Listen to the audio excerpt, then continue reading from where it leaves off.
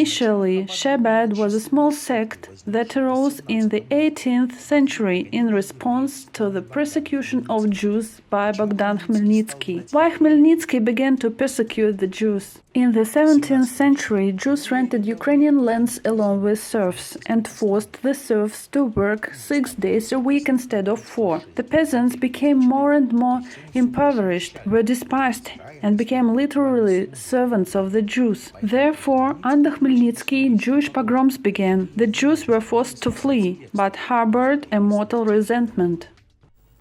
Let's also mention Bogdan Khmelnytsky, a hero of Ukraine, whose monument stands in the center of Kiev. According to our statistics, Bogdan Khmelnytsky killed about 3,000 Jews. Everything has to be paid for sooner or later. The time comes and creditors come. It is naive to think that hatred, and especially blood, will not be exacted. Certainly, they will be exacted, just everything has its time. Sometimes, like any debt, this debt also has a grace period, but not more. Nobody has forgotten anything. One can say, well, what do these Ukrainians who live here today have to do with it? What is their relationship with those that were during the Second World War? Here they are poor and unfortunate. The Russians attacked them. The Russians were destroying us as well. We must remember the Black Hundred and so on. History account is not closed. You must be responsible for your deeds, for your actions, for your offenses, for your deeds and deeds of your ancestors. The sect arose at the junction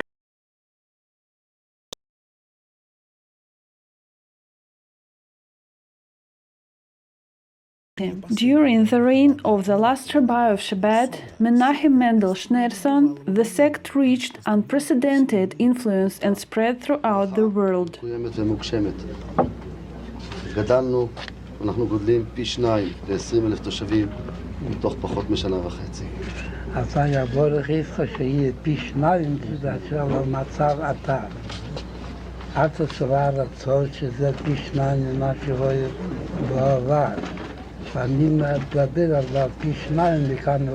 last rabbi of Schneerson had no children. Chabad members proclaimed him their king Moshe and are waiting for his resurrection. He is expected to resurrect on his throne in the Dnieper, where the huge center of Chabad menorah is built. Chabad is headquartered in the US, where its members have infiltrated every key government body. There are many millionaires and billionaires among the rabbis and ordinary Chabad members in the US who have a strong influence on the politics of the country. We are a remarkable country because Jewish community has brought its values into America. I bet 85% of all bright events in Hollywood and social networks happen due to Jewish leaders of the industry. Chabad rabbis visit apartments of US President and US Congress as often as if Chabad was a state religion of the US. Chabad controls Federal Reserve System of the US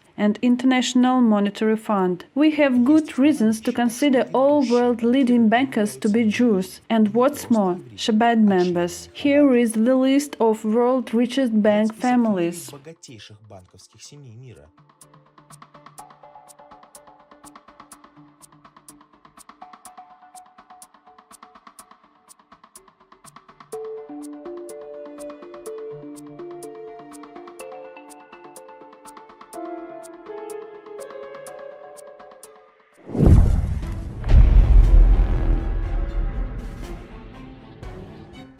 Rabbi Dr. Naftali Berg, Chabad member, referred to as our super weapon, the pride of Chabad, former director of the Department of Scientific Research at the US Department of Defense, developed the HAARP system, which is complex of climatic, geophysical, and psychotronic weapons. Bill Gates, an organizer of the man-made pandemic who wanted to vaccinate the entire population of the planet and reduce the population with vaccines, is also a member of Chabad. A photograph has been published in which young Bill Gates received a blessing with $1 from Rabbi Schneerson, the last rabbi and Chabad Mosher.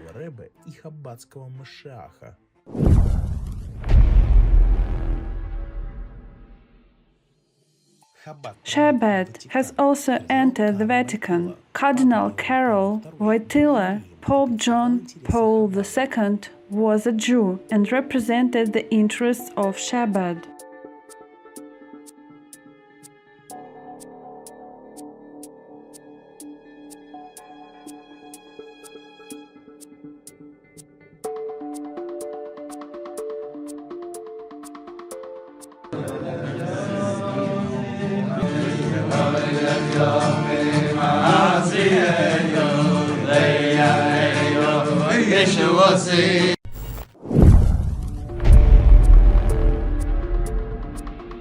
Chabad is sponsored by oligarchs around the world. The largest sponsor of Chabad sect in former USSR countries is Lev Levayev, the Israeli billionaire and diamond king. Levayev alone established 345 Chabad centers in the cities with synagogues, educational institutions, canteens and libraries. Experts believe that Chabad, with its worldwide network of shlohim, messengers of the Lubavitch rabbi, is an affiliate of the CIA and Mossad. Indeed, Menachem Mendel Schneerson contributed to Pentagon for many years.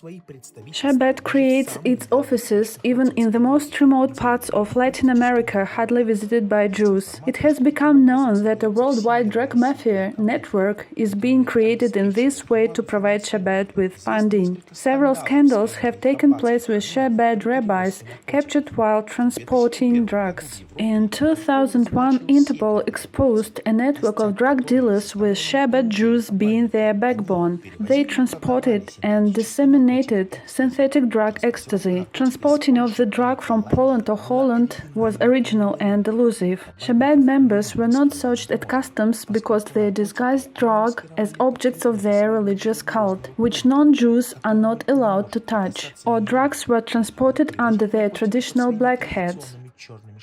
A network involved in millions of US dollar laundering. The Colombian cocaine king's money was revealed in the US. That was the most powerful and most intricate structures that has ever interacted with the Colombians. Very respectable Chabad people headed the criminal gang.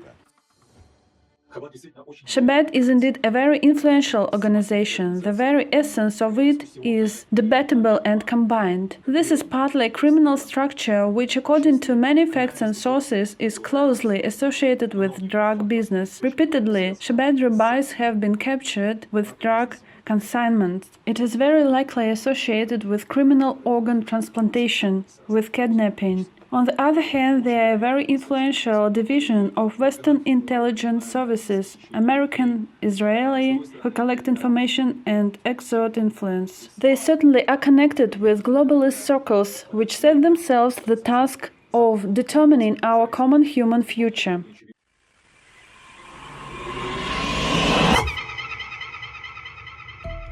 The fanatical Chabad sect has also infiltrated the very pinnacle of power in Russia. According to Edward Hodor's, the 1991 putsch and further destruction of the USSR took place in strict accordance with the Chabad plan. He learned about that in New York at a meeting with Menachem Mendel Schneerson, chief rabbi of Chabad.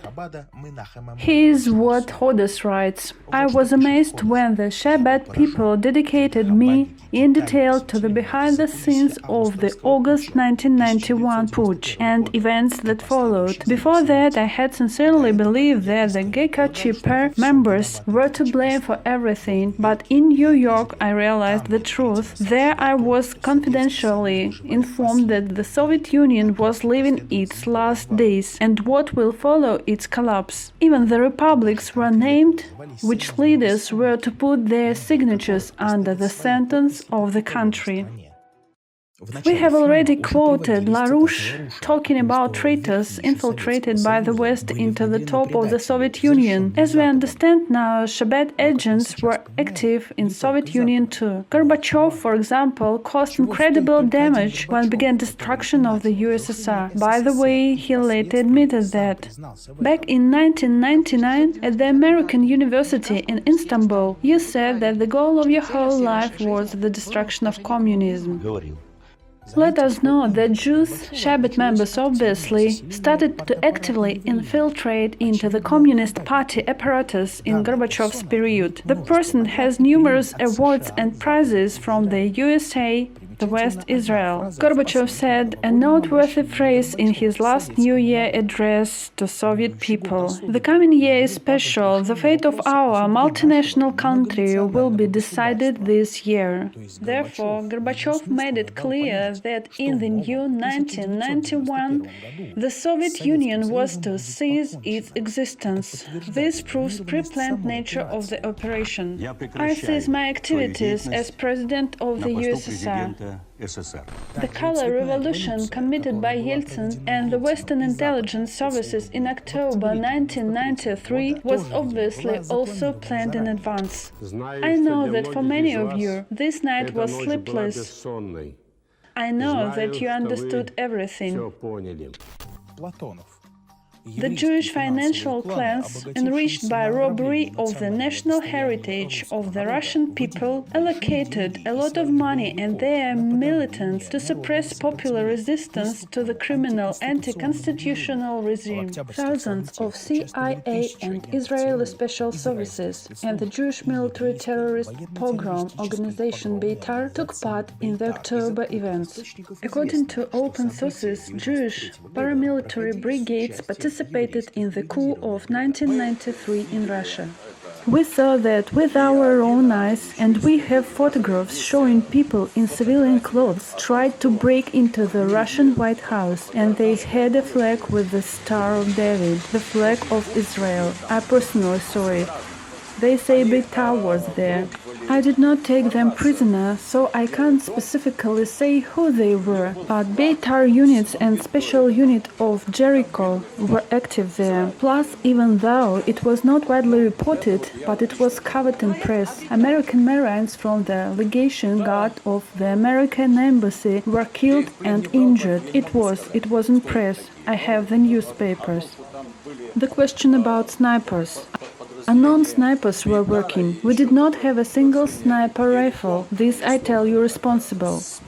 Where did the snipers shoot from? The snipers were working from the Ukraine Hotel, from the high-rise building on Vastania Square, and from nearby streets. They ran past. The clatter of feet in boots was heard. They said, "There are people in the basement somewhere." That is, they were looking for us. Another replied, "Hell with them, there is water in the basement. They will croak anyway." The first said, "Let's throw a grenade." The second answered him, "To hell with them, we'll still shoot them all. If not today, then tomorrow. Not tomorrow, then in a month. We will shoot dead all Russian swine." That's what impressed me. They wanted to kill the Russians. So it wasn't the Russians who said that, and they left. Here we prayed to God, and we dodged a bullet, they left. As we later calculated, 1,500 people died. The stadium was covered in blood. People who lived on the upper floors of nearby houses told that they could see it from their windows, and they were also shot at if they were seen in the windows. The massacre of unarmed Russian people began with an attack by armored personnel, carriers manned by Beitar crews. The first bursts killed about 40 unarmed people who spent the night in tents near the Russian White House. armored vehicles ran into tents, crushed there not only sleeping men, but also women and children, for many Russian people came to defend the White House with families. It is clear that unarmed citizens could not resist military machinery. Soviet citizens were destroyed brutally in a fascist way, and then they presented the coup as a will of people. That is an example of chutzpah, unparalleled lies and arrogance. So we must understand what is presented to us as a historical event and allegedly happened by itself often is a performance organized from abroad by infiltrated agents. We are said that it was the people of Russia who carried out the coup of 1991-1993, that the Russian people themselves rejected socialism and came to capitalism, that it is we who elect the presidents. Yes, in fact, foreign and hostile people pushed the coup and tricked us into accepting it. 1991 was apparently not chosen by chance. On Nisan 28th, April 11th, Chabad launched the official Mosher campaign. That day, Schneerson delivered a speech and gave a new and immediate instruction to his adherents. There is only one thing left for me, to transfer this task into your hands. From now on, you must do everything possible for Mosher to come today.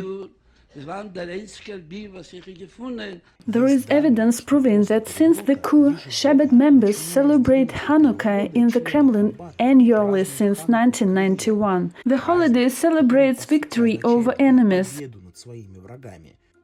The first celebration took place on the 1st of December 1991.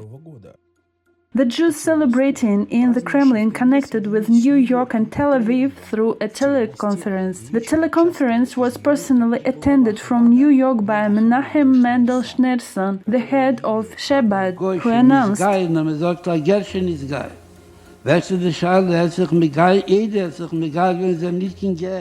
the Belovežský Agreement was signed on December 8, 1991, the last day of Hanukkah celebration. We believe that the events of 1991-1993 in Russia are the history of our country. In reality, it is a secret plan of Chabad and the CIA.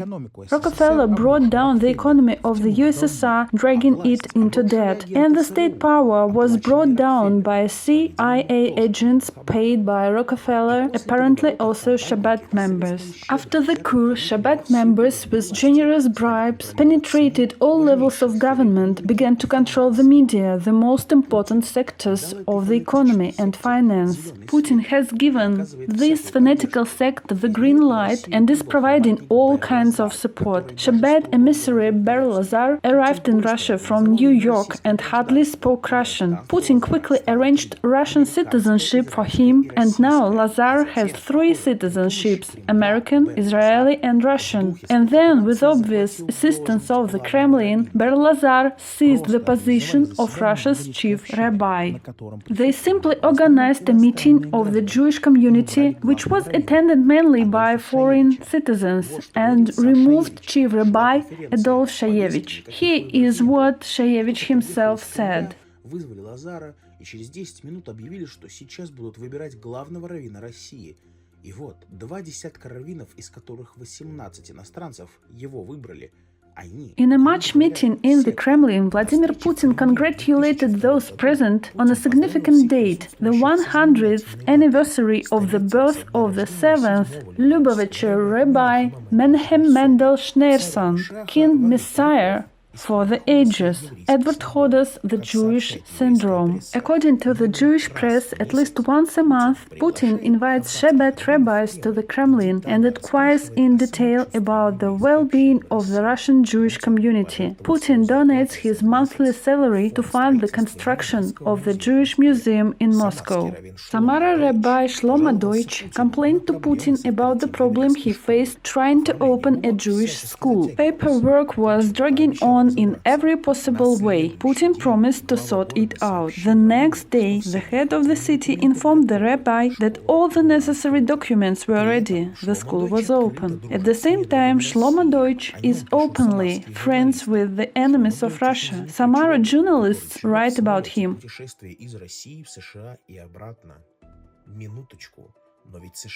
Wait a minute, but the US is participating in the special military operation against Russia through Ukraine. That this is a buffer war. That is, Ukraine plays the role of a buffer through which the states oppose Russia. Consequently, his activities are contrary to the interests of Russia and its people, aren't they? This is also proved by the following fact. At the very height of the special operation, on the 3rd of March 2022, Deutsch celebrated the wedding of his daughter Raquel, who was married to the son of a rabbi from the Dnipropetrovsk region of Ukraine, Menes Templar, at the Chabad headquarters in New York. That is, Chabad in Ukraine and in Russia is subordinate to New York? The two Slavic peoples are fighting among themselves, and Chabad pursues its interests in both countries. The interest of Chabad is to seize the territories of our countries and build their own state there, the new Israel. The Putin Chabad has ousted Orthodox Jews from everywhere, often with the help of local authorities and governors. Does that not prove their merging with Chabad? In summary, it was the local authorities who gave Chabad Rabbi Shlomo Deutsch the synagogue, which had previously belonged to the Congress of Jewish Communities and Organizations of Russia. Zalman Deutsch, the chief rabbi of Perm, brother of Samara Rabbi, received for free land worth 73 million rubles from Perm government for a Chabad synagogue in the city center. This is the same land plot that was assigned the address of Engels Street 35. In fact, it had always been considered the Ponomarev Square. The square is obviously neglected, but still it has been a place of rest for local residents. This plot of municipal land with a cadastral value of 73 million rubles was transferred to the Lubavitch Hasidim sect. This happened in 2016 under pressure from Governor Basargin.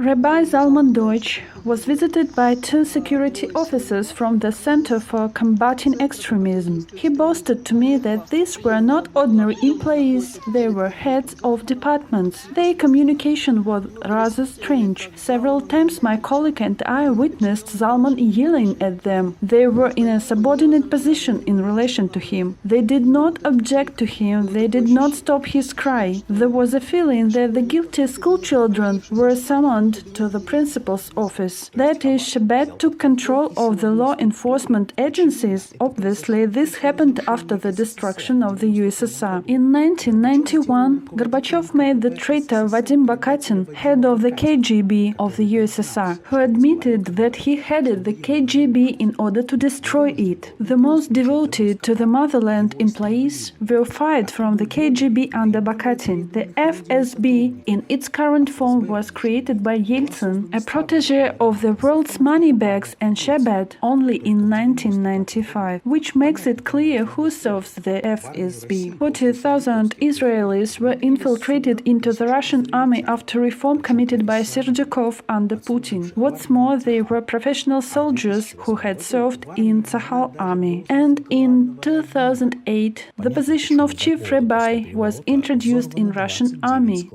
There remained hundreds of millions of shells in excellent condition in warehouses after the Great Patriotic War. Massive and regular explosions of warehouses were not accidental. It was a system. What was that? A diversion to make Russia incapacitated? The perpetrators of the explosions either have not been found, or the warehouses allegedly explode from an accidentally thrown cigarette. Other experts report that blowing up an entire warehouse is very difficult. The shells are stored unloaded. Plus, there is a security security system, lightning rods, maintaining a distance between stacks, and the like. In order to blow up the warehouse, it was necessary to bring the shells into combat condition in advance and arrange the ammunition in advance in the right way. All those can only coincide if everything is covered at the state level. And now we are told that the Russian army has a shell hunter. Do you recognize the handwriting? The Chabad sect has entangled entire Russia. 90% of the rabbis in the country, according to Ber Lazar, are members of Chabad. Ber Lazar's 3 sons have already become chief rabbis of Krasnodar, Sochi and Simferopol.